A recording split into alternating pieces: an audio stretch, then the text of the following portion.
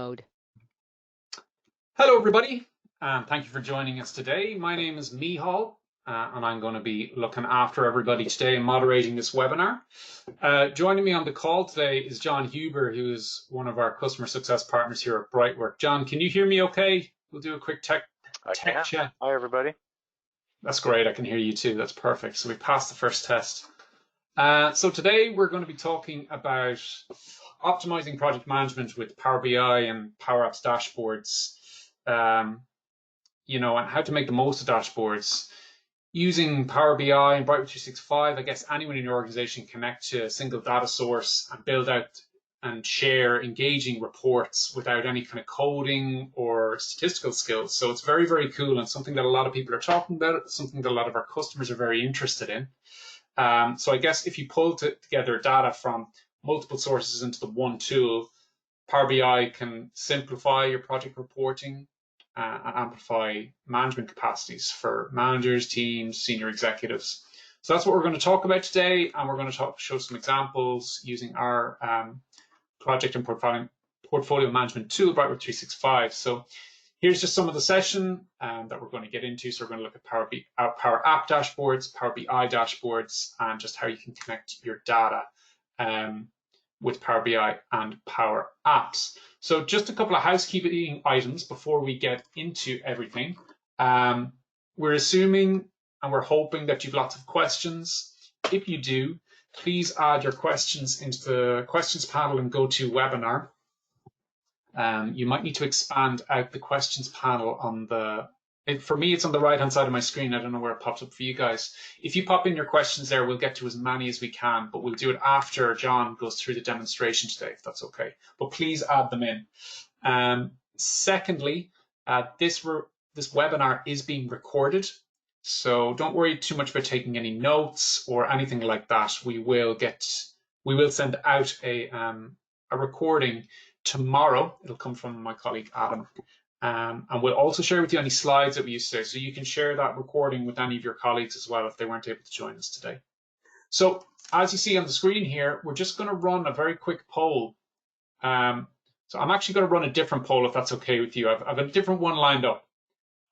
So I want to see, are you using, it's a little bit different from the one we've on the slide, but that's fine. I want to see, are you using Power BI for project management? So this is just a quick taster to see who we've got on the call. And you guys are quick. But it's an interesting turnout. So we've got 10% of people said, yes, I am. 10% say that you're a BrightWork customer. You're very welcome, guys. We're glad to see you on the call. 70% of you said, no, but you're considering it. And another 10% have said that you've never considered it, but that's fine. Hopefully you'll come away having learned something today. But I find those that interesting. So a couple of people using it already.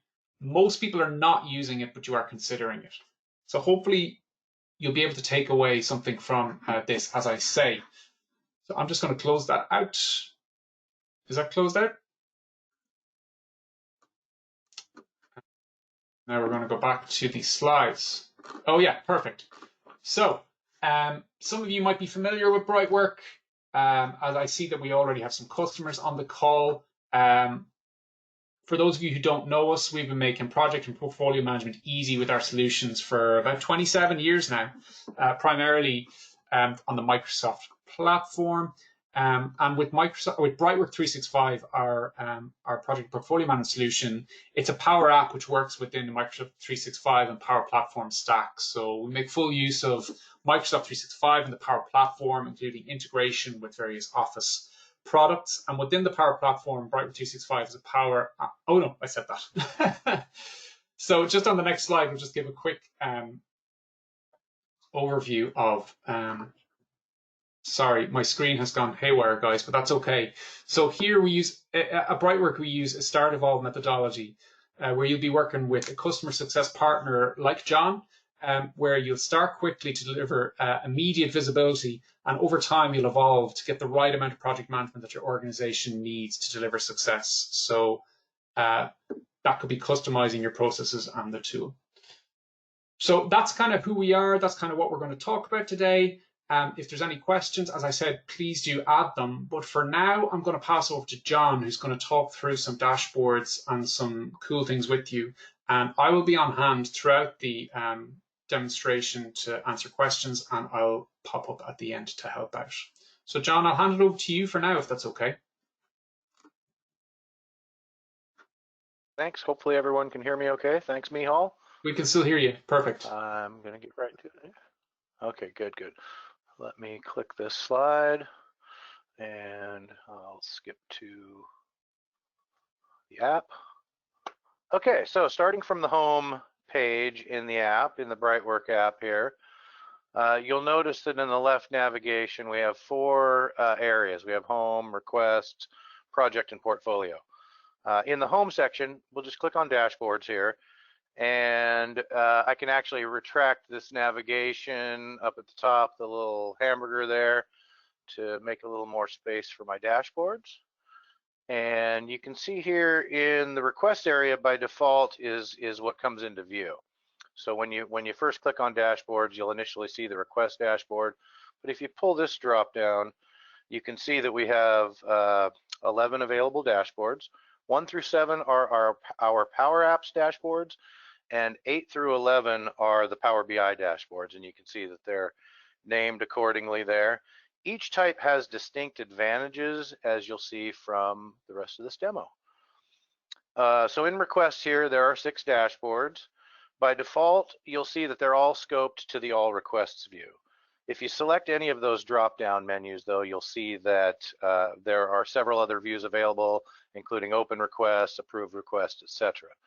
Now, to kind of put that in the context of the app itself, again, we're in Requests. So if you click Requests here, then you'll see all of the open requests currently are what's in view. But if you click this menu here to drop it down, you'll see that all of those views are also available in the All Requests pane. And the other handy item we have in that view as well is that you can see the charts. And so these are effectively the same charts that you'll see in that request area. And I'll show you how that links up here in just a moment. So let's take a look at all requests by request status, our first visualization here. So you can expand the visualization in that right-hand corner, and that'll pop it out into the Lightbox view here. And here you might want to get additional detail. For example, we might want to find out who sponsored these requests for which a project has been created.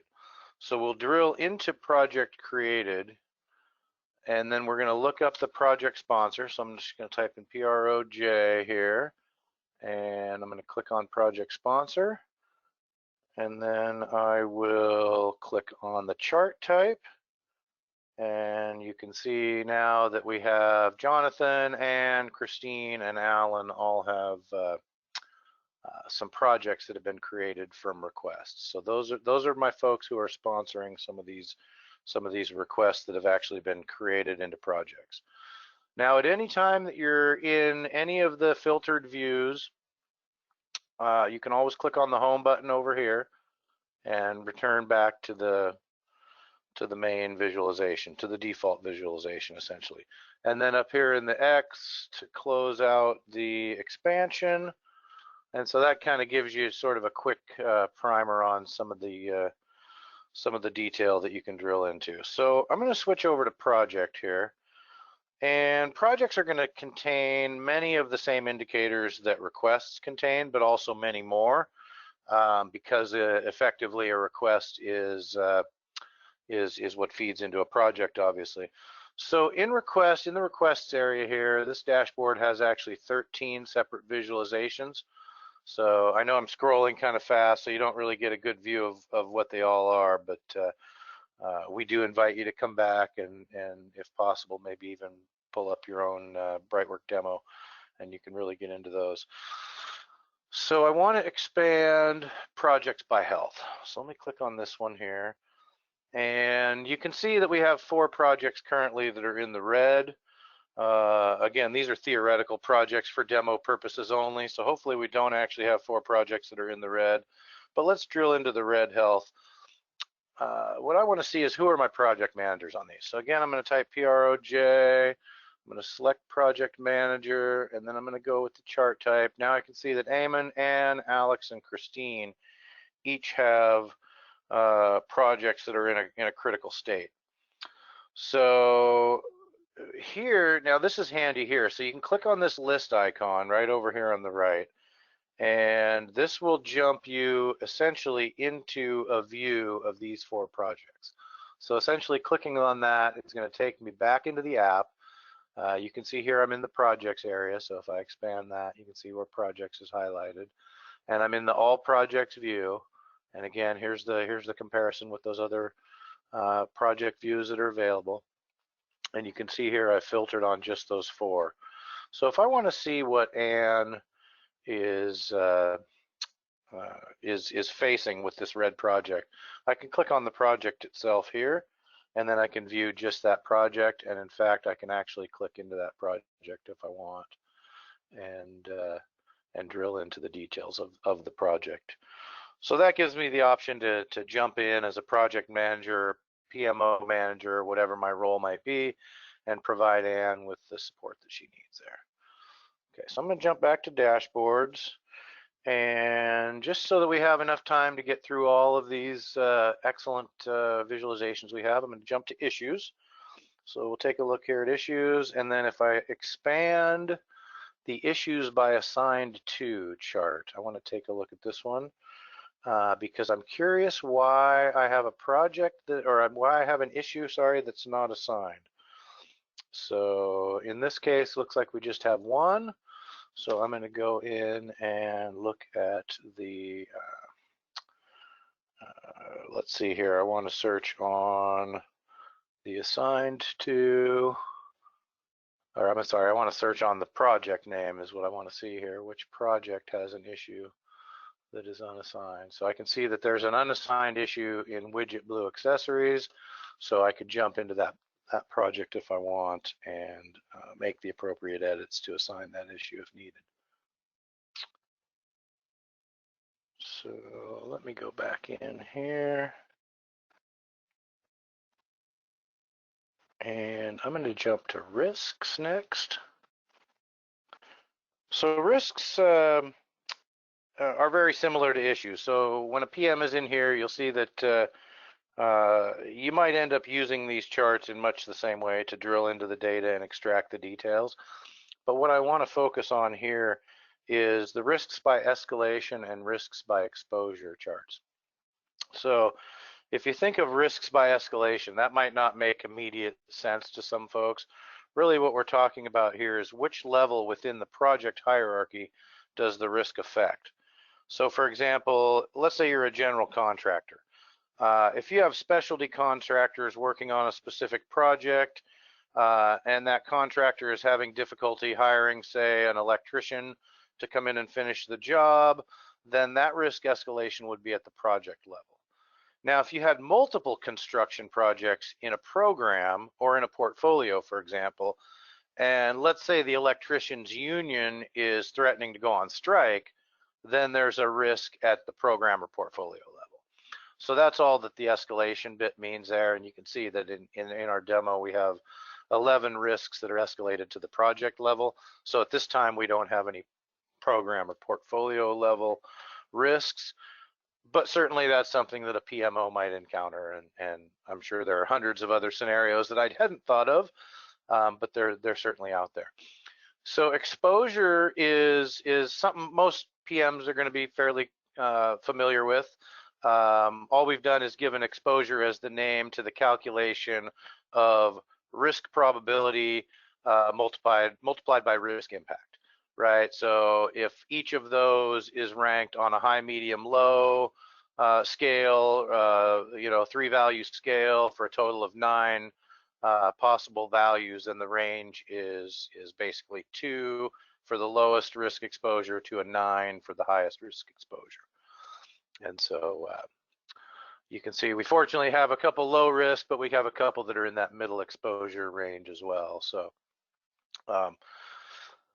Anyway, so let me real quick jump over to costs and budgets. Now you can see here we have what we've done is we've really recognized the importance of project budgets, right? And so because of that high level of importance, we always want to make sure our projects are coming in at or under budget, and we want to make sure we track project costs and even some cost forecasting. So what we've done is we've scoped three different sets of dashboards, essentially one scoped to the project level, one to the program, and one to the portfolio level. So I'm just going to jump into the projects dashboard to start with, and you can kind of see some of our visualizations here. So we have 6 dashboards or six visualizations here in this dashboard. The top 3 are approved budget and different views of approved budget. The bottom 3 are cost forecast views. So, excuse me. So the charts are all, familiar again. You can expand and drill into them to extract some details. Like we may want to look at where a specific project manager's budget is allocated, right? So we might expand the approved budget by project manager view into the pop out here. And then let's say we want to bring a project manager into focus. So let's take a look at Alex's. I'm going to type in PROJ again here. And now I'm going to select just the project, and I'm going to pull up the chart and see where those budget values are allocated across Alex's projects. So let me just pop out of that, and I'll show you real quick. Basically, program and portfolio are very similar. You can see the approved budgets at the top and cost forecast at the bottom. All we're doing is rolling these up to the program level, and likewise with portfolio dashboard, you can see we have 2 portfolios. One has a bunch of budget allocated, and the portfolio that I own, Northwinds Trader, does not.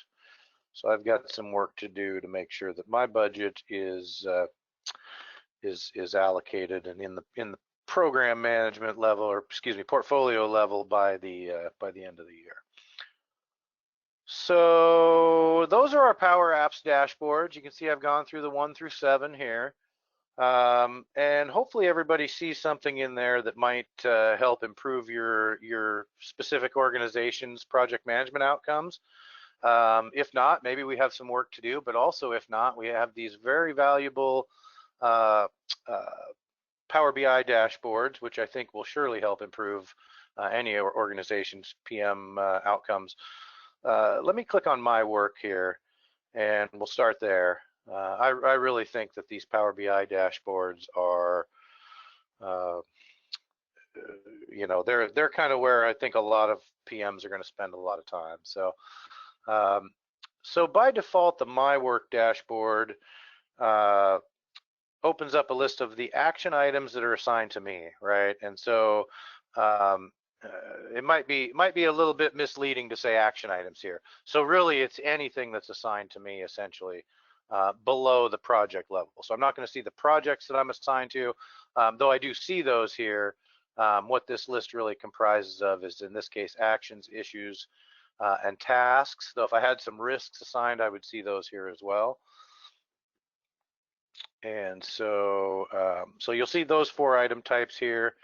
And if you note here that if I click on any of these items, so for example, I'll find a certified DEI trainer, you'll see that opens up that assignment item in a new tab. And so I can go in here, I can review the details of the item, I can update any details, and make changes. So for example, let's say I want to add an approver to this. So I'm going to add Jonathan as our approver because I think he's in this system. He is. And I'm going to say I would like to have this approved by 2 weeks from Friday. And I'm always going to make this change and then make sure I go up here to the form level or the view level taskbar here and click save, or save and close is another way to do it. Though because I opened this tab from another tab, if I click save and close, it will actually close that tab out. So for this demo, I'm just going to click save, and then I'm going to switch back to my dashboard. Now you'll notice my dashboard is not updated. The Power BI dashboards update on a schedule, which can be scheduled as often as 8 times a day. So just something to be aware of there, that when you go into the Power Apps dashboards, if you make a change to a project and then go back to that dashboard and refresh it, and actually I meant to demo that earlier, I'm sorry that I didn't, but you would see that the dashboard is updated in Power Apps. Power BI is a little bit of a different animal, obviously, because it's pulling a data refresh essentially of your full dataverse, or a large portion of the dataverse essentially. It's scheduled to happen, like I said, up to 8 times a day. So, and you can work with your CSP when you set up BrightWork to determine what that is and how that schedule might work best for your org. And there is another option too. You can always open them in Power BI, and it's a little bit of a long process. I'm not going to go through it for the purpose of this demo, but you can get real-time updates as well. For example, you're going into a QBR and you're scrambling to get those last bits of information about what's gone on in the quarter into projects. You can always refresh a dashboard as needed that way. So I'm going to jump to the next one, because this one is really, I think, where project managers can find themselves spending a lot of time doing a lot of work and really having a huge effect on the projects, on the entire portfolio, really. So our portfolio and project dashboard is, as you can see across the bottom here, there are 6 tabs. So it's got a lot of detail in it, and you can see by default we open it up to the portfolio tab, which, as it sounds, is a top-down view of all projects across all portfolios. So you can filter this using any of these 8 slicers up at the top. So for example, if I wanted to drop down and just check out what's in the Northwind traders, you can see that I currently just have 1 project in Northwind.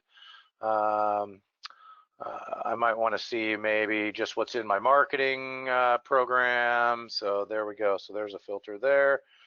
I'm going to undo that filter. Now also, let me roll that up. All of these visualizations here, as well as this here, are interactive as well. So for example, I just want to see Alex's projects here, and I'll click on that, and I'll see all the projects assigned to Alex Hankin. And if I click on it again, you can see it brings back all of the dashboard into view. And that would work just as well if I were to put a filter on and then select Alex here.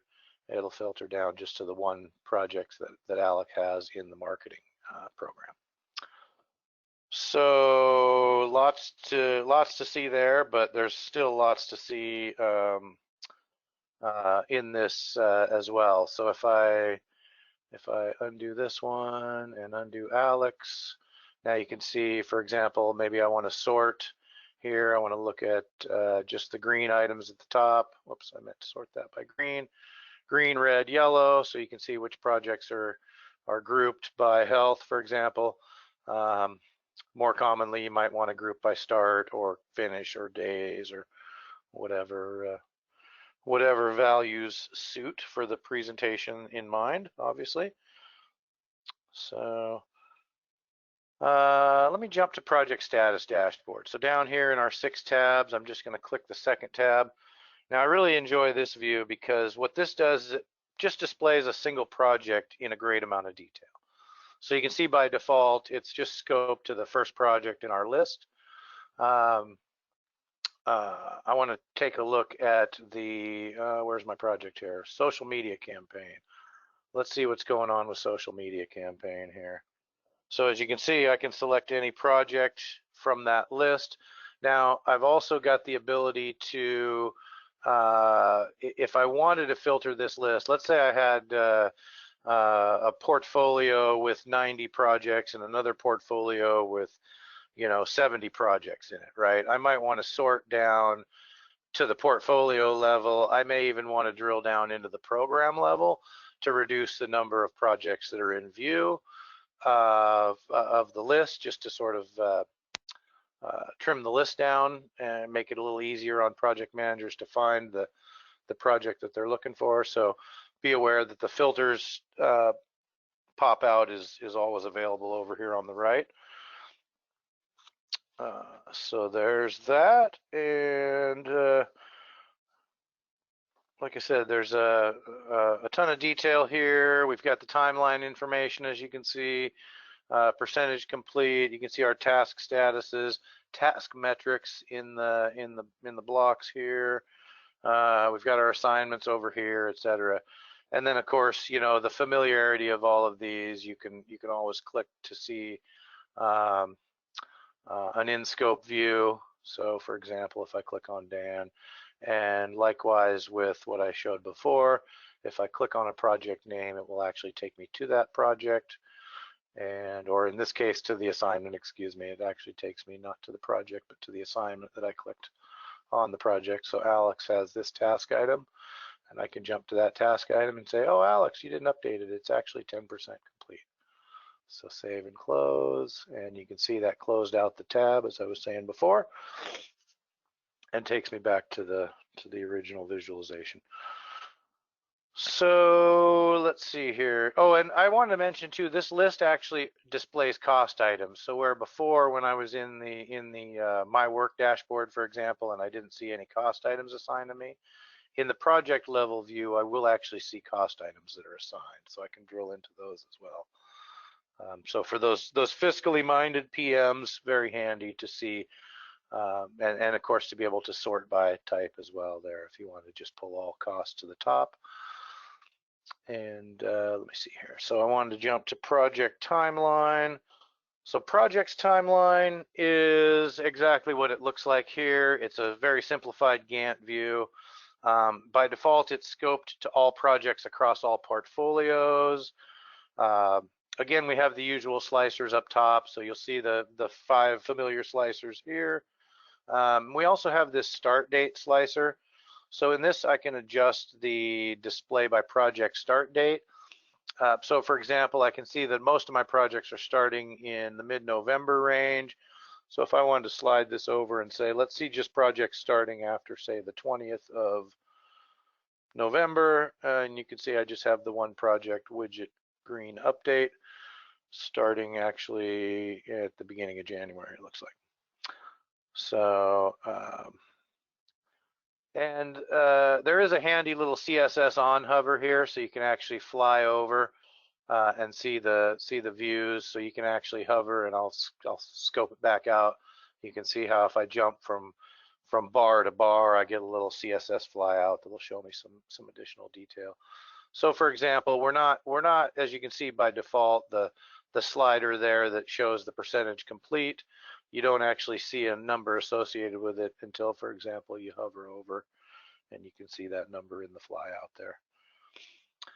So I'm going to jump to projects and tasks timeline, and you'll see this is very similar to the previous tab. In this case, what it's showing is a simplified Gantt of the tasks on a project. So you can see that each of my projects here is expanded. There is the option to expand and compress all of them. You also have the same familiar sliders, or same familiar slicers up top, as well as the current start date slider. And of course the on hover as well here. So jumping over to work tab. So here's where we can look across all assignments, across all projects, or I should say we can look at all assignments across all projects. So think of these as, you know, again, the same familiar slicers, but they're situated on the right hand, on the right hand side. You can see all the other familiar functions as well. So you can see, for example, if I click on Dan's 4 issues here, I want to bring those items into focus. Now I can select an issue to work on and actually jump right into that work item from here. So again, all the familiar sort of functionalities there. And if you scroll down, you'll see, of course, we do mention as well what the date and time of the last refresh is. So if you know the refresh schedule and you're in the PMO and you are wondering why your data has not, your changes have not been committed yet, you can get a sort of a rough idea of when the next refresh might take place. So let me see here. We want to jump to the cost tab. So again, a lot of familiar things here. You can see we're working with one of our European subsidiaries here, apparently, because they're doing measuring in euros.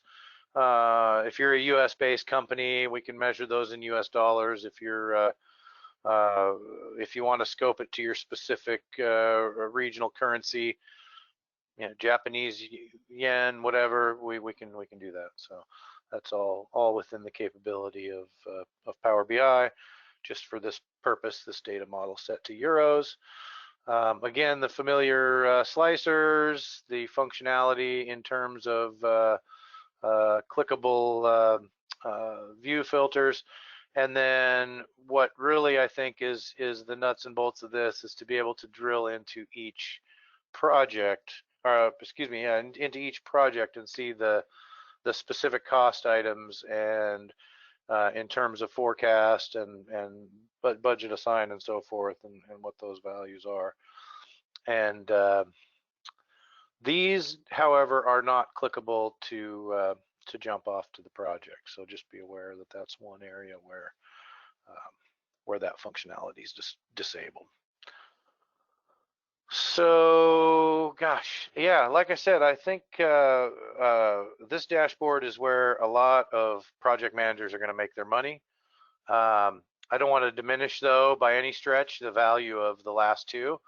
But dashboard number 9 is, I think, a PM favorite. Dashboard number 10, so project documents here.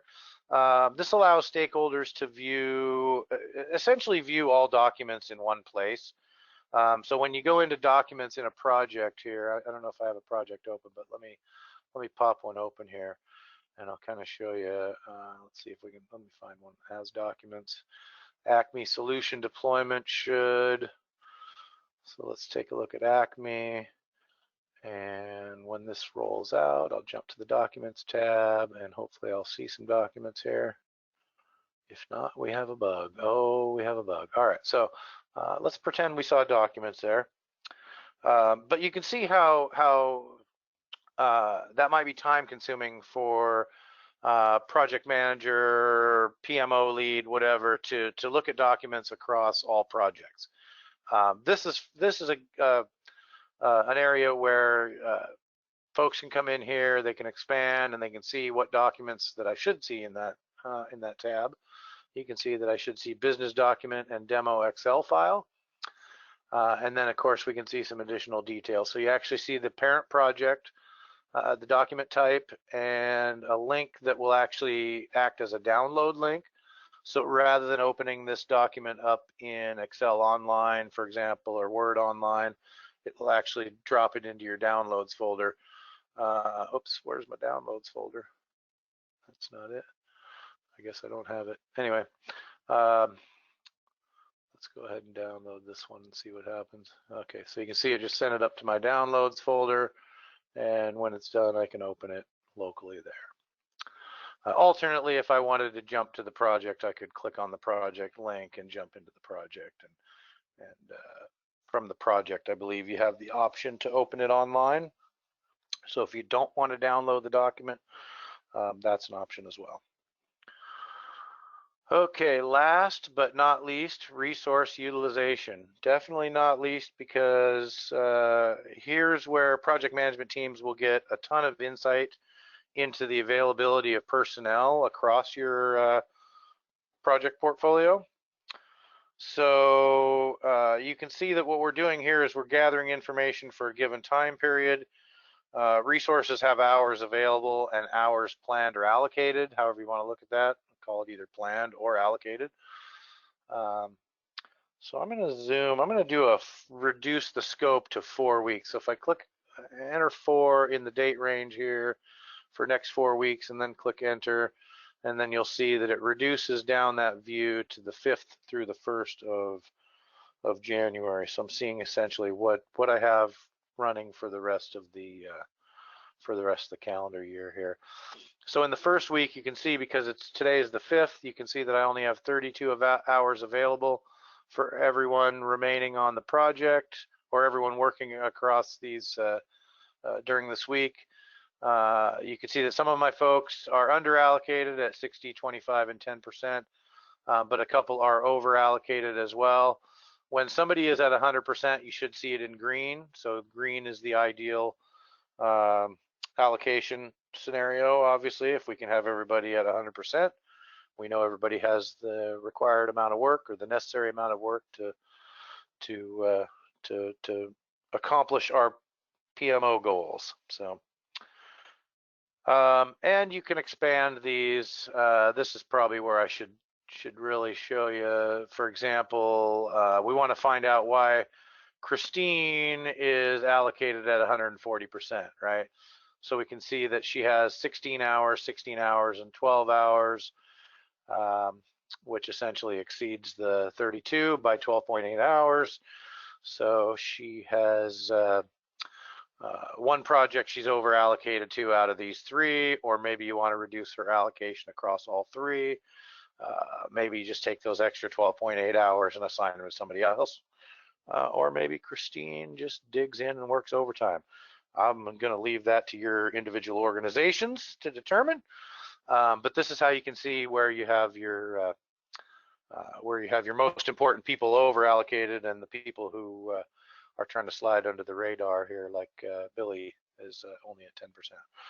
So, but we love Billy anyway. So that's our 11 available dashboards. Now, you can, of course, have us build custom dashboards. You can build your own custom dashboards if you have a Power BI expert on staff. But we're happy to build a custom dashboard, maybe tailored to a specific project management need, or gather specific data, maybe some KPIs that you don't see in our out-of-the-box dashboards are not here. We'd happy to work with you to build some meaningful visualizations. So with that in mind, I'm going to hand it back to Mihal. Thank you, John. Can you hear me okay? Yep, you sound great. Thank you. Thank you. So we might actually just skip this poll now, because we want to get straight into the questions. Folks, I hope that you found something today in the presentation that you were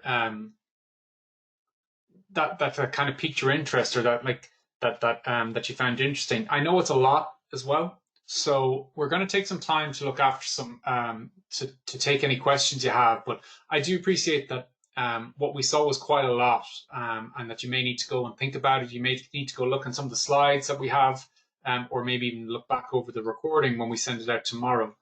What I will do, actually, while you're just typing in your questions, is I'm just going to pop you through a link in the chat. Hopefully you can all see that. And that's a link to my colleague Adam's calendar. Adam he works in business development here, and he's the best person to talk to if you wanted to see a custom demonstration about how BrightWork 365 might work for your organization. So we can talk specifically about your project management needs, and how BrightWork 365 might address them. So we actually don't have too many questions coming today. You guys are quiet. Either we've gone into so much detail, or you guys need a little bit of time to think about it. So we're going to stay on for another little bit. John, where do people start with kind of customizations? I'm sure that they kind of stick with the 11 dashboards for plenty of time. I'm sure that kind of get people through. Yeah. Plenty. I mean, yes, you're right. I mean, the out-of-the-box dashboards are excellent. What we've really tried to do, like I said, is look at what the like in general, what are project managers looking for, right? So a lot of this comes from BrightWork's own experience and the experience of us as project managers ourselves.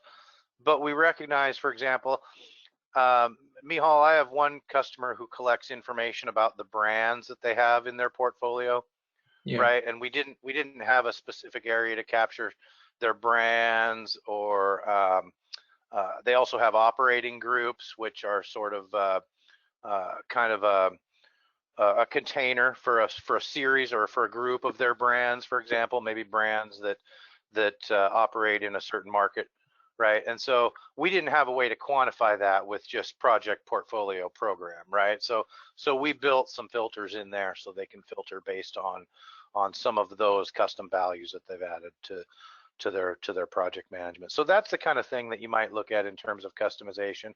Again, it's what KPIs do you have that your organization falls back on that we can, that we can leverage in terms of first of all, first and foremost, how do we add those KPIs to your projects or to your requests? But then how do we measure them in terms of, are they a better fit for the Power Apps dashboard so that you get very frequent updates to them? Or are they a better fit for the BI dashboards because it's something you might want to quantify in those big, senior executive meetings where a lot of visualizations goes a long way, but you just need to have some wow factor too. So And I yeah, guess definitely a lot of different scenarios for that.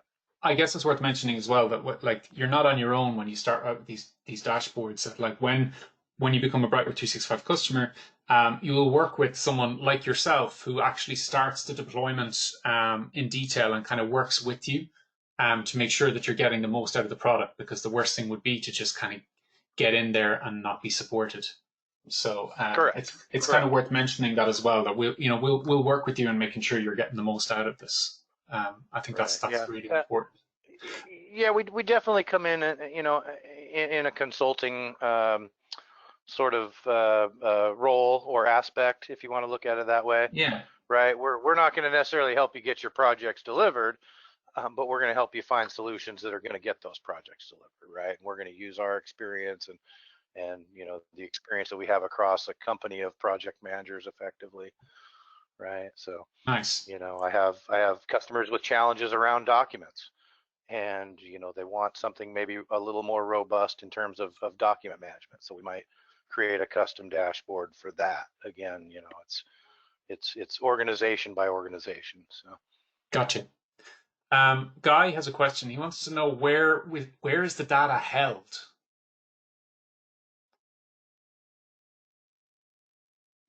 so when you build BrightWork 365 initially, you set up 3 environments: a dev, a test, and a production environment. Each of those environments contains its own Microsoft Office 365 or Power Platform Dataverse. Essentially, I think it's a relational database essentially in the Microsoft cloud. And so we use those as the data source that's behind not only BrightWork but all of those Power BI dashboards as well. Nice. We have one more question as well. Ken's or sorry, Guy says so it's not SharePoint that the data is kept. Let me just see. Only for the documents. So the project documents it does link it links both to Dataverse and to the SharePoint library as well. Obviously the linkage to the SharePoint library for the documents themselves, but to the Dataverse for cataloging that information. So in terms of which project a document is related to, for example, it's calling to Dataverse, but for the document itself, it is calling to SharePoint. So yeah, that's the only one where you'd see interactivity with SharePoint. And when you actually set up that documents data connection, you'll see that there's both Dataverse and SharePoint as you set that connection up. Sure, and Guy, you might be interested. We do have a SharePoint project management solution as well for SharePoint on premises, so you can check that out on our website. That might be something you could be interested in, and we do have Power BI packs for that as well. Ken wants to know, yeah, do we need CRM Dynamics to take advantage of the features that we're showing?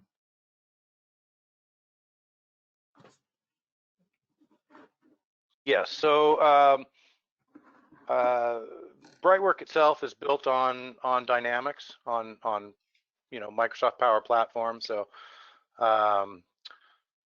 from a license perspective, I believe there is Power Apps licensing, Power BI licensing, and we have a Dynamics app for Outlook integration as well.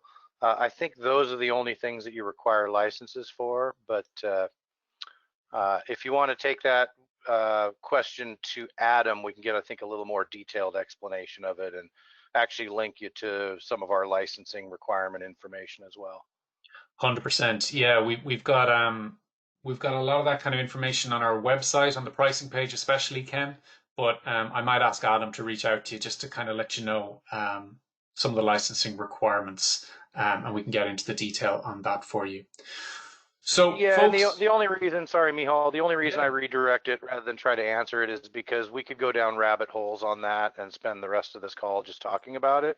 Whereas I think with 15 to 30 minutes with Adam, you'll have all the answers you need, and could potentially go back to your Microsoft rep and say, okay, this is what we need. How much is it going to cost, and et cetera, et cetera. Yeah. I guess this call. There's a huge amount of information. This call, it can be, it's the 20,000 feet view from the helicopter. So there's so much more that we could go into, so much more we could show you. But we're just kind of breaking the ice on this a little bit. So hopefully that's helpful. We don't have any more questions, so I think we might be able to buy back some time today, which would be great. Folks, I want to thank you all for joining us. I really hope that you took something from this. I found this fascinating, and I hope you did too. So as I said, we have recorded this webinar. We are going to share it with you. It's going to come in an email from Adam tomorrow, actually. So for now, I just want to thank John for taking us through those dashboards. That was really, really fantastic. And hopefully we'll be chatting to you all very soon. I hope you have a great rest of your day wherever you are. Thanks again, John. Yeah, thanks, Mihal. It was a pleasure. I really enjoyed it, and look forward to hearing some feedback from folks. And maybe in some of those questions, if they come in later, we'll have some ideas for future content as well. So absolutely, definitely looking forward. You might actually just go to the next slide there, John, and we'll just show up some of Adam's contact details. Let me do that here. I think there we go. That's my thank you. And there's Adam. Perfect. Hopefully I didn't go one slide too far. There we go. Excellent. So folks, no need to take this down. As I said, we're going to send out a recording and you're going to hear from Adam tomorrow. But if you want to do it in the meantime, there it is. And I've already sent out his contact details in the chat. Okay, folks, thank you very much. We'll hopefully chat to you all very soon. Have a great day. Thanks, everybody.